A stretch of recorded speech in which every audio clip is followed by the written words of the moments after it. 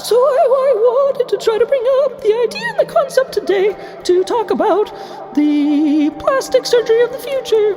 To talk about conceptual plastic surgery of the future. It's getting a little bit weird around here, yes, as we sort of start to try to think about the future a little bit at a time.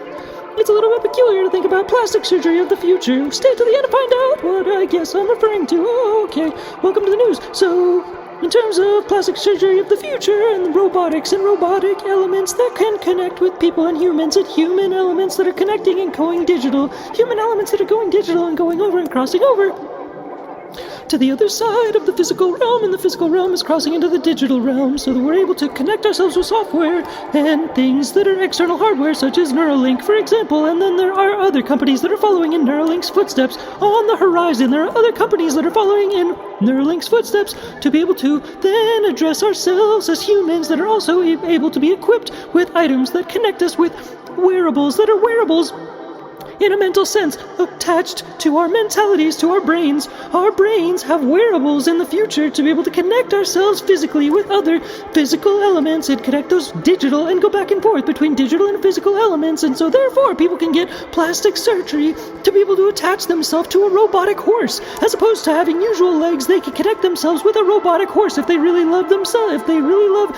equestrian concepts. Then the essence of leveraging that equestrian concept of developing a robotic horse bottom side and being able to leverage a running ability with 4 legs and a horse body is something like Motaro from the Mortal Kombat video game from back in the day that can be done. It can be facilitated. It can be connected, and it's very peculiar and unusual, but people can develop their own scientific interesting characters and creatures in this fashion. So, equestrian fans of equestrian characters can make themselves a little bit of a horse robot to be able to actually fundamentally get around faster at the same time, so they connect the part of their body to the horse body to be able to run faster than normal people at the same time. So there is functionality to it. It's not 100% plastic surgery. There's utility at the same time built in.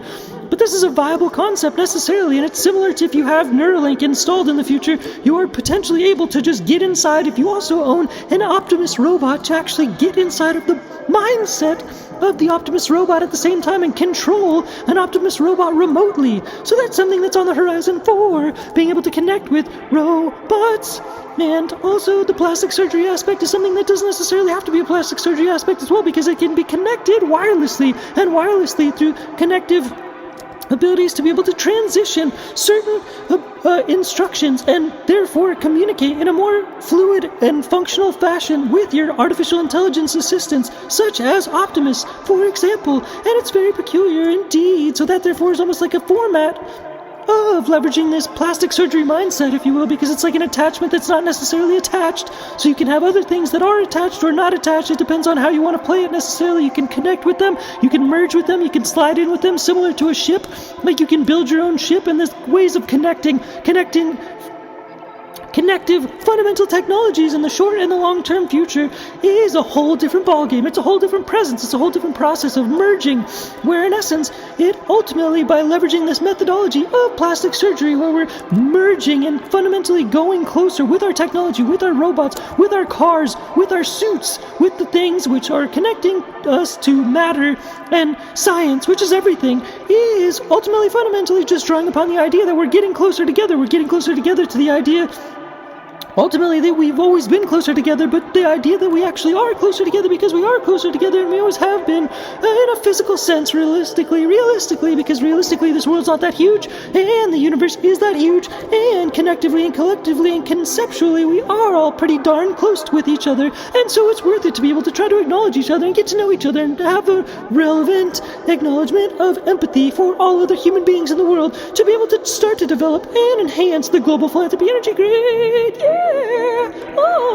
Because the global philanthropy energy grid is just an analogy for another way for us to be able to acknowledge the way that we're already connected by doing more good in a more frequent fashion with each other, one day to the next, so that in essence we've got the ability to be able to do good for each other, by each other, and with each other, so that in essence we can also develop the global good deeds economy. And at the same time that we're leveraging these new mindset thoughts, we're actually becoming closer together with all this technology if we're able to not, hopefully, lose the world in the process of expanding our mindsets and all of our technology, because this rapid growth is pretty unforeseeable, that's for darn sure, especially since we're used to almost still being like in an age of just like chill vibes, and then all this technology is sort of racing in the background. And so ideally we have people at the forefront that are able to taper it off. People like, I hope Elon Musk is able to help to be able to bring things and calm them down, like calm the storm, even though he's like part of leading the race. I hope that he's able to be at the forefront of the race and somehow somewhat sort of tapering off the presence and the potential for all of the expansive elastic energy that is connective with a lot of these technologies, which will enable us to connect with our machines and get plastic surgery with, in essence, our spirit animals, because that's what I'm actually getting at today. That's the purpose of today's podcast, is doing plastic surgery to connect fundamentally with your spirit animal robots. Your spirit animal robots, because spirit animal robots is something that connects with spiritual finance, which has to do with your personal brand, who and how you want to be in this world, to be able to be connectively and effectively connect with the rest of the world in the global philanthropy energy grid, and the humanity economy of being able to try to fundamentally fly in and flow in with the vibrations of all other humans in the world. How and what you want your character to be, what you want your global mascot, your global connective mascot to be, because all world business is going global regardless. All world presences are necessary to be necessary in a global mindset sense nonetheless. So you have a character who is a mascot, who represents the logo for your personal brand. Everybody's got that. It's already built into your personality. It's called a personal brand. Whatever your personality sort of entails, it reflects a personal brand, because it's a certain character, it's a certain flavor, and nonetheless, no matter what you do, every single day there's characterization. There's a character within the characterization of the personality of the person, and the personality that entails and embodies and interfaces with who you are. Whoever every person is in the world as a person, they all have unique and interesting, unique, functional, interesting traits, and that characterizes their brand. Whether they exemplify it or not necessarily, that brand is branding themselves at all given times, and that's energy and that's frequency. That's this unique a unique stain of brand. It's a unique vibration of brand that is branded in a brand vibration branding process of brandness, branding, brand. So the bottom line is this unique vibration brand just has an ability to stand out a little bit better through this technology, plastic surgery, by being able to connect fundamentally with robots that you can design, because in the future there's also more connective ability to be able to make this kind of technology and have artificial intelligence. Same how you can print out a picture by just speaking whatever the design image is. You can do that with CAD drawings, so you can engineer something and have printed out engineering in the future, just like a robot, just printed out in essence, because then it can complement your personal brand. It can complement your personal brand. You can print it out, have the CAD drawing be developed and printed out super soon and fast and quick, and it can align with your spirit animal. Your spirit animal is a part of the spirit that is your personal brand. That is the logo. That is the mascot that represents your personal brand inside of your heart. Inside of your heart. The heat art that's inside of your heart. That, in essence, is art. In essence, that's the art that guides your spirit, more or less, and that's the logo that you can connect with and get that plastic surgery, and also develop that robot that connects that spirit animal, that develops that spirit animal, that invents that spirit animal, whatever that is, that animal that can come out in the form of a robot, and then you can connect to it in the form of plastic surgery, or just with a Neuralink, or some other company's form of Neuralink that allows you to connect connectively with these robots and these mindsets of these robots to telepathically and or otherwise be able to connect yourself with the mindset of these external creatures and characters that embody your personal brand, to be able to help to solve the problems, help align with the problem-solving unique tools among and throughout the world, and collectively contribute to the global philanthropy energy grid, and at the same time, the global good deeds economy, and at the same time, develop more philanthropy energy, develop more philanthropy energies,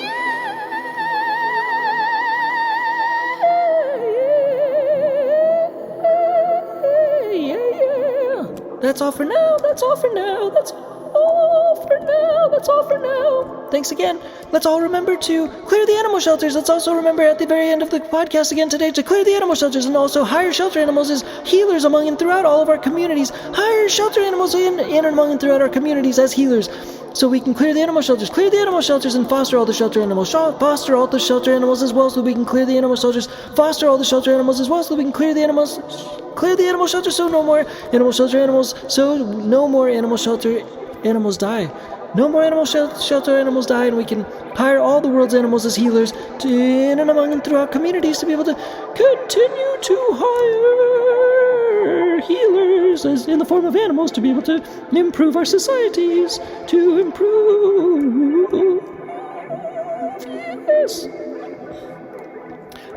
our societies in this fashion. Yeah, that's all for now. Thanks again, Dink Tech Change for Games, Dink Tech Change for Games Studios. Bye, peace, bye.